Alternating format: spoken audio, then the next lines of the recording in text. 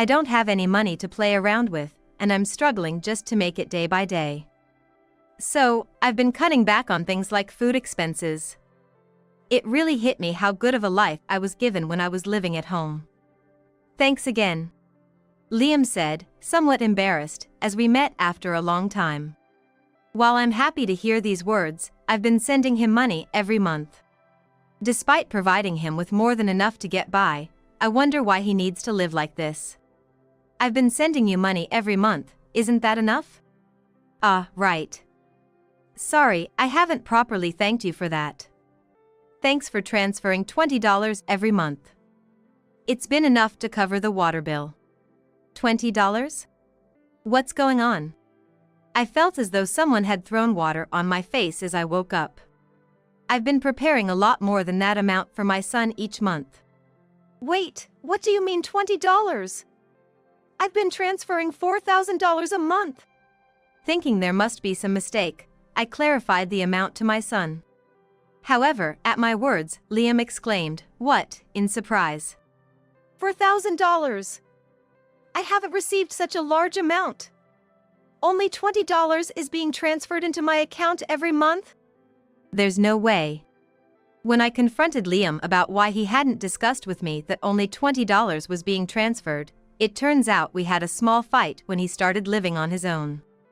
He thought I was still mad about it. I wouldn't do that. But why would this happen?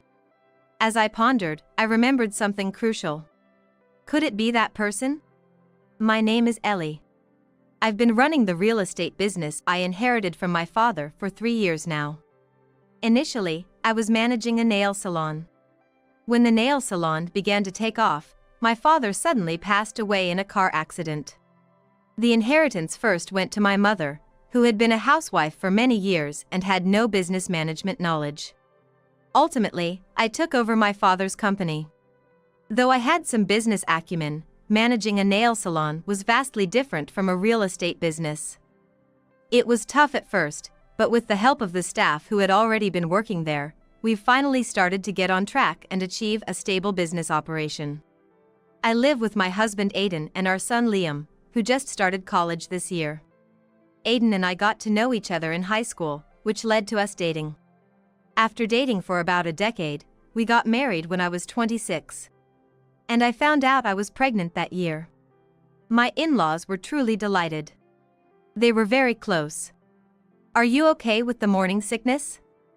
Here, eat this if you like. My mother-in-law, always concerned about my health, would bring me food. Here, I'll carry this. Take it easy, Ellie. My father-in-law would offer to carry heavy items and drive me to the doctor or shopping. Since my in-laws lived close to us, they always looked after me and treated me kindly. Honestly, without such kind in-laws, I would have been a single mother a long time ago. Hey, Aiden. I'm feeling pretty bad with the morning sickness today. Can you make mashed potatoes? The smell of boiling potatoes is too much for me just now. Ugh, that's such a hassle. Then, we don't need it today. Just make the main dishes. My husband dismissively responded. Do you realize I'm pregnant? Instead of saying that, could you help out a little? Hearing my words, my husband Aiden let out an exaggerated sigh. Stop with the harassment as if being pregnant is the hardest thing ever. What do you call this, huh? Pregnancy harassment? It's not just you who's having a tough time. I'm exhausted from work, he said with an annoyed look and flopped down on the couch. What's that about? That's awful, you don't have to say it like that. What are you talking about? You can cook for yourself, right? I said it's fine if you don't, so no complaints. See ya. This was because my husband was utterly useless during my pregnancy and after the birth, not offering any help or showing any understanding towards a pregnant woman.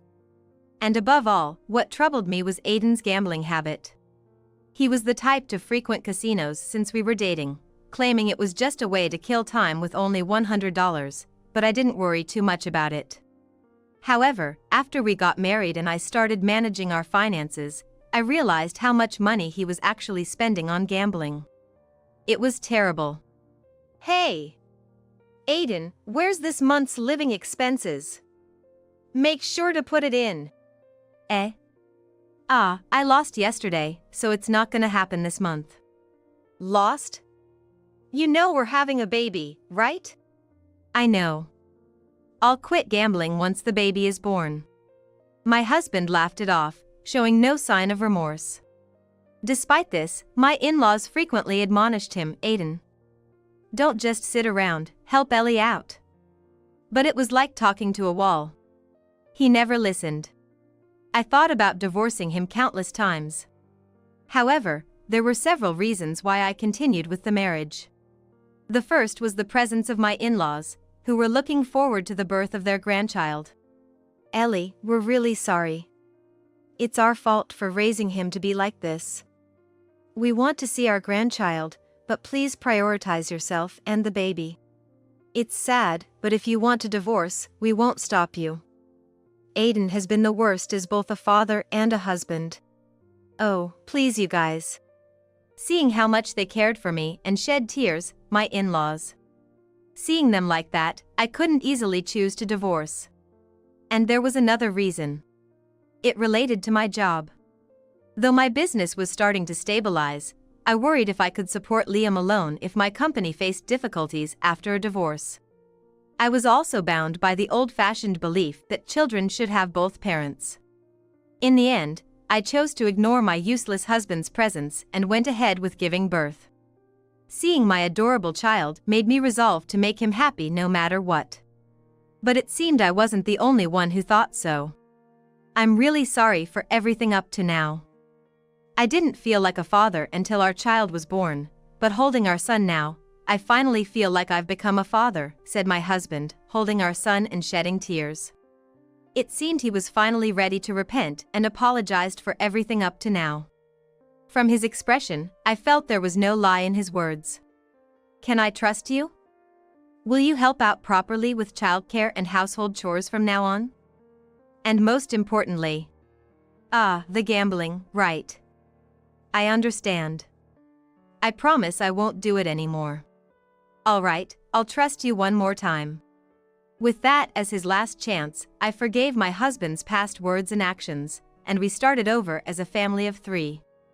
After bringing our child home from the hospital, my husband truly lived up to his word, actively participating in childcare and housework and quitting gambling. To prevent him from misusing money, I took over managing our finances. Furthermore, my husband personally requested an allowance system, and so, he was put on it. He never once asked for an increase in his allowance after that. Seeing my husband like this, I somehow regained my trust in him, and from then on, our days were continuously filled with happiness. Attending my son's play, sports day, and seeing him strive and be happy was the greatest joy for me. Children grow up so fast, and the son born at that time became a college student this year. He got into a prestigious university, and I'm proud of how well he's grown, though I also feel a bit lonely. We were a close-knit family that used to dine out together until he was in high school, but things were not the same during the last year of high school. Perhaps stressed by his SAT and other activities to get into good college, he seemed to dislike spending time with us and was often irritable. Especially between my son and me, we didn't get along well. It seemed he wasn't rebelling against my husband as much, so I thought it might be a late rebellious phase and tried not to worry too much. After he was successfully accepted into his first choice of college, I hoped we could return to our old relationship, but that wasn't the case. My son and I would end up fighting over trivial matters. It started when he began coming home late immediately after starting college. Since his college was within commuting distance from our home, he didn't live on his own and commuted from home, but he started going out almost every day. I couldn't help but nag him, saying, "Liam, aren't you coming home too late every day?" In hindsight, it was probably just because of newcomer welcoming parties and hanging out with new friends that he came home late. However, I didn't fully understand that at the time. My nagging led to irritation on his part, and before we knew it, we both got heated in a war of words. Eventually, my son shouted, "Stop treating me like a kid forever. Just leave me alone. I'm moving out." "Wait, Liam. I tried to stop him, but he shook off my hand and locked himself in his room. And the next day, I'm going to live on my own, he told me with a sullen face. You just started college, so you can stay home if you's like. Didn't I say it yesterday? Don't treat me like a child. I'll be fine. With those words, my son truly started looking for a place to live. I tried to make him reconsider many times, but he wanted to distance himself from me and avoided conversations.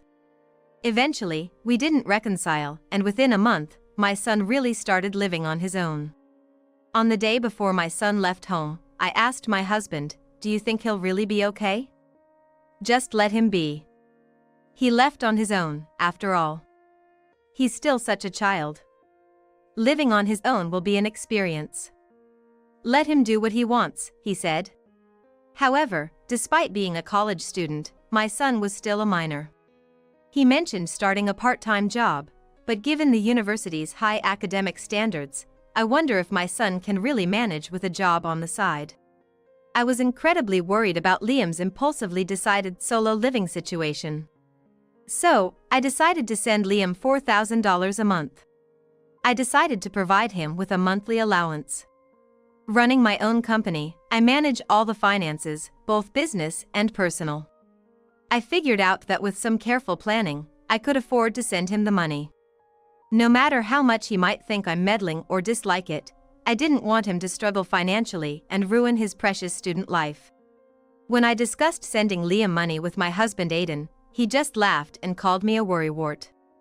I just want to look after him until he graduates college, as a mother, I said, and it seemed Aiden understood. All right, I'll make an effort to spend less frivolously from now on. Give that portion to Liam. He seemed positive about sending the money. I'll set up a bank account for the remittance next week. Also, I'll talk to Liam about it myself. If you do it, he might just get angry again for being overbearing. That's a good point. Then, please start next month. And so, I asked my husband to inform Liam about the remittance and to arrange for the account setup. Once the account was ready, I transferred money into Liam's account every 25th of the month, hoping it would help him focus on his studies and enjoy campus life. 3 months have passed since Liam started living on his own. A healthy distance has somewhat mended our relationship, and looking back, I feel this was for the best. Although Liam's place isn't far from our home, his busy university schedule means we don't see each other often. However, we do talk on the phone occasionally. I know I'm a bit too attached, but just hearing his voice reassures me. Today, he called me again. "Mom, how are you doing?" "I'm fine, Liam. How about you? Are you enjoying college life?" "Yeah, kinda." I sensed a lack of energy in his voice. "Is something wrong?" "No, just, I've been busy with part-time jobs every day, but I've made some friends and am having fun somehow." "Huh? Busy with part-time jobs?" I've been sending him as much as $4,000 every month. Even after paying for tuition and rent, there should be plenty left over. Surprised, I asked Liam, "What? You're working a part-time job?" "Of course. I can't exactly make ends meet without one." "What? How can you run out of money like that?" "Well, I am trying to save as much as I can, you know? But still, $1,000 from my part-time job just isn't enough." Liam laughed. He never had a spending habit when living with us, so why? Something didn't add up, and I felt uneasy. When I asked a bit about his current life, he mentioned balancing studies with work, paying for rent, and even high utility bills.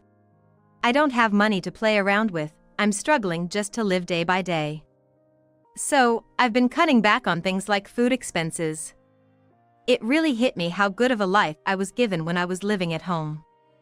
"Thanks again," Liam said, somewhat embarrassed. I was happy to hear those words, but something was still off. "I've been sending you money every month, isn't that enough?" "Oh, right. Sorry, I haven't properly thanked you for that. Thanks for transferring $20 every month. It's been enough to cover the water bill." "What? $20? What's going on? I felt as though someone had thrown water on my face as I woke up. Wait, what do you mean $20? I've been transferring $4,000 a month. I clarified the amount to Liam. Thinking it must have been some mistake, Liam exclaimed, "What?" in surprise at my words. What? $4,000. I haven't received such a large sum. Only $20 is being transferred into my account every month? From Liam's reaction, it didn't seem like he was lying. What do you mean? Over the phone, we both were puzzled. Anyway, I'm coming over with some food. Wait for me. Okay, got it. I immediately got in the car and rushed to Liam's place. Upon seeing him after a long time, Liam, who used to be healthy, now had skinny arms, hollow cheeks, and bags under his eyes. Liam, are you eating properly? Well, I'm managing with whatever cooking I can do. Liam obviously seemed to be stretching himself too thin. I laid out Liam's dinner on the table. Then he exclaimed, "Wow, Mom's homemade food after so long. Let's eat," and began eating at an incredible pace. I explained again about sending $4,000 every month, but Liam insisted that such a large sum had never been transferred. There's no way. Really?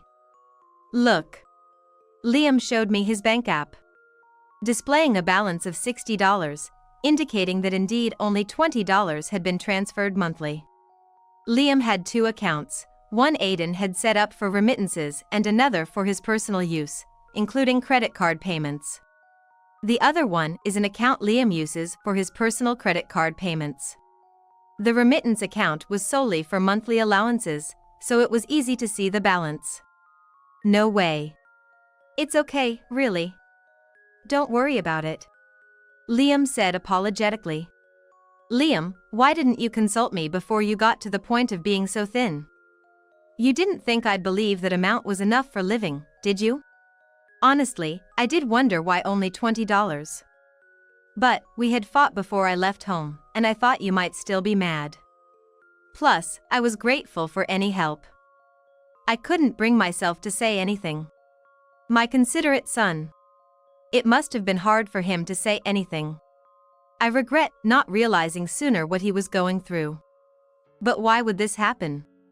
I'm definitely transferring $4,000 every month. That means someone must be stealing the money. Wait, something's wrong. What's up? As I was thinking, Liam suddenly raised his voice seriously. When I hesitantly asked, he muttered softly, "I was just checking my balance and happened to look at the account activity through the app, and it seems like money has been withdrawn every month." You're kidding, right? Feeling dizzy from the unbelievable story, Liam showed me his screen, and indeed, $3,980 is being withdrawn every month, leaving only $20 each month. Liam, when you started living alone, your dad told you he'd send you money, right? Yeah. Dad gave me a card, saying you'd send money every month from now on. Where do you usually keep your cash card? I always carry it in my wallet. I see. So it's unlikely that the cash card was used by someone without permission. Then how could anyone? Got it. I'll look into it from here. Also, just to be safe, I'll hand you the money from now on. Really? Of course. You focus on your studies. And don't overdo it with the part-time jobs. Make sure you eat properly. Mom, I'm really sorry. Thank you. It's okay, see you. Saying this, I managed to calm the turmoil in my heart, pretending to be composed. I handed Liam this month's allowance in person and left his place. I decided to stop paying through the bank every month. I made up my mind to do so. 2 months later, as I was returning home from work as usual, "Hey! What's the meaning of this?" Aiden confronted me furiously. What's wrong, Aiden? What do you mean, what's wrong? Why haven't you been sending Liam money? Huh? You're the one who said you'd send him money every month. Poor thing, he must be starving by now. No, I've been sending it. What are you talking about? It's obvious you haven't sent anything. I really did. I handed it to Liam today. Huh? Hand delivered? Why? It seems like someone has been stealing money from Liam's bank account. Stealing? That can't be right. By the way, how did you know that this month's transfer wasn't made? Normally, you'd have to go update a passbook or, just like Liam, check the app for the account activity. Aiden shouldn't be able to see Liam's balance or transaction history. Well, just a hunch. Just felt like it. A hunch? Anyway, it's impossible that it's been stolen. You're mistaken. No, I'm not. I saw the account history myself, and money has been withdrawn every month, there's no mistake. As I said this, Aiden's eyes started darting around, and he began to show signs of agitation. Suspicious. Aiden knows something. Do you know something? What? Why would I know anything? Your comment about it being strange that the money wasn't transferred this time is odd. If you know something, tell me. What? Are you suspecting me? No. That's not it, but... Anyway, I don't know anything. It must be some bank error or something. And from now on, don't hand deliver the money, transfer it properly. If you visit Liam every month, he'll hate it. Leaving those words behind, Aiden started to walk away quickly from the living room. Then, he stumbled over nothing and cursed in frustration. Clearly, Aiden was panicking. Definitely suspicious. From Aiden's reaction, I couldn't help but suspect him. I suddenly remembered how recklessly Aiden used to spend money. Could Aiden have? No, he changed after Liam was born, that can't be. Doubts about my husband swelled in my mind. No. He wouldn't do that. I tried to convince myself. But then, something even more unsettling happened. A month later, my mother-in-law sent a message saying, I have something to ask. Can I come over to your house? What could she possibly want to talk about in person? Despite a bad feeling, I replied, of course. Please come anytime. Soon after, my mother-in-law arrived at our house, with my father-in-law in tow. Behind my mother-in-law stood my father-in-law. This made me think it must be something serious. Sorry for the sudden visit. There's something I need to ask. Hesitantly, my mother-in-law began to speak. What's going on? Actually, Aiden has been contacting us a lot lately, asking to borrow money. Do you know anything about this? What? Aiden is asking for money? Yes, it started about 2 months ago. He's been saying he's out of money and even came to our house asking for a loan. Of course, we've refused. That was around the time I changed to hand delivering Liam's allowance. Could it be? Do you know something? Yes. Reluctantly, I realized Aiden must have been stealing Liam's money. I was certain because Aiden was the one who set up the remittance account. That's because Aiden was the one who set up the remittance account. According to Liam, he always carried the cash card with him. If that's the case, then withdrawing money through the app seems likely. However, to use the app, one needs to know the login ID and password to be able to log in. Normally, Liam wouldn't share such important information with anyone, but it wouldn't be strange if Aiden, who set up the account, knew the login ID and password. I immediately called Liam. Hey, Liam. Did you change the password or anything after your dad set up the account for you? No, I didn't. I've been using the login ID and password Dad gave me just like that. Exactly. And if Aiden was also asking his parents for money, it's clear he was in some financial trouble. That day, when Aiden went to the bathroom, I checked his wallet for any evidence, like receipts. I thought there might be receipts or something that could serve as evidence. Searching through, I discovered a payday loan card inside. Aiden had debts? Facing this shocking truth, my mind went blank. Trying to steady my trembling hands, I next checked the smartphone. There, I discovered apps related to payday loans, clearly revealing that Aiden had been borrowing money. After a while, Aiden came out of the bath, so I decided to confront him immediately. "You've been borrowing money, haven't you?" When I bluntly asked, Aiden's eyes widened in shock. "How did you find out?" "I found a payday loan card in your wallet. Plus, there were multiple records in your phone." "Explain this to me." Well. Aiden began to fidget and hesitated to explain. Losing my patience with him, I yelled, "Don't stay silent, answer me now." Shocked by my shouting, Aiden jittered and started explaining. "I had no choice. I lost money on gambling." "Gambling? I thought you quit." I knew he liked to gamble on slot machine, but playing cards now? And wasn't he supposed to have quit gambling after our child was born? It started off as just a bit of fun. A friend invited me, and then, that day, I just happened to win $2,000. I got carried away after that. What? When I lost, I thought I could win it back if I gambled more, so I kept betting. It became a cycle. Then, before I knew it, I had accumulated debt. When you said you'd start sending money, I thought. So you've been taking money from Liam's account? Yeah, I have. I feel terrible about it. I can't believe it. Liam was struggling so much, and you took his money. I was struggling too. I had debts and couldn't consult anyone. Understand me. Tears filled his eyes as he spoke, but my anger was boiling. How could I? Liam was suffering more than you. Don't you know how thin he became? Well. I had considered divorce many times before. But each time, I tried to believe in him and pushed through. To think it would come to harming our son. I could never forgive Aiden again. My patience had finally run out, and I decided to sever ties with this terrible man. Let's get a divorce. Divorce? Of course. Sneaking around taking money like a thief. You haven't changed at all. I can't do this anymore. Sorry. My bad.